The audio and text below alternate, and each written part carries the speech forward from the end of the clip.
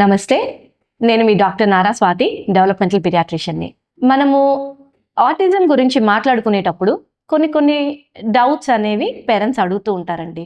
Autism ఉన్న పిల్లల్ని చూస్తున్నప్పుడు ఎక్కువగా అబ్బాయిలే కనిపిస్తున్నారు, అమ్మాయిలు ఎక్కువ కనిపించట్లేదు అనేది పేరెంట్స్కి కొంచెం వచ్చే డౌట్స్. ఆటిజం అనేది మనకి రీసెర్చ్ ప్రకారం కనుక చూసుకుంటే కొంచెం బాయ్స్లో ఎక్కువగా మనకి డయాగ్నోజ్ అవుతూ ఉంటుంది. రేషియో కనుక చూసుకుంటే మనకి 1.5 to 2:1, అంటే ఒక ఇద్దరు మగ పిల్లల్లో ఆటిజం కనుక ఫీచర్స్ కనిపిస్తే ఒక ఆడపిల్లలో మనకి కనిపిస్తూ ఉంది. ఇది ఎందుకు ఇలా? నిజంగానే బాయ్స్లో ఎక్కువ ఉంటుందా, గర్ల్స్లో తక్కువ ఉంటుందా, ఉంటే కనుక ఎందుకు అట్లా అనే దాని గురించి మనం ఇప్పుడు మాట్లాడుకుందాము. మనకి బ్రెయిన్ డెవలప్మెంట్ కనుక చూసుకుంటే అమ్మాయిల్లో అబ్బాయిల్లో కొంచెము వ్యత్యాసం ఉంటుంది.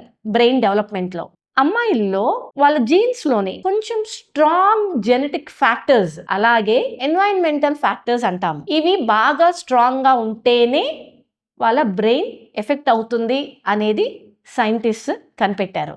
సో మనం ఏం చేయాలి అంటే, అబ్బాయిలైనా అమ్మాయిలైనా సరే ఏదైనా చిన్న ఇష్యూ ఉన్నా మనం చాలా జాగ్రత్తగా గమనించి ఎర్లీగా డెవలప్మెంటల్ పీడియాట్రిషియన్ని అప్రోచ్ అయ్యి అసెస్మెంట్స్ ద్వారా దానికి అవసరమైన రెమెడీస్ తీసుకుంటే గనక మనకి ఈవెన్ అమ్మాయిల్లో అయినా సరే మనకి డిలే అయ్యే ఛాన్సెస్ అనేవి చాలా తక్కువగా ఉంటాయి. Thank you.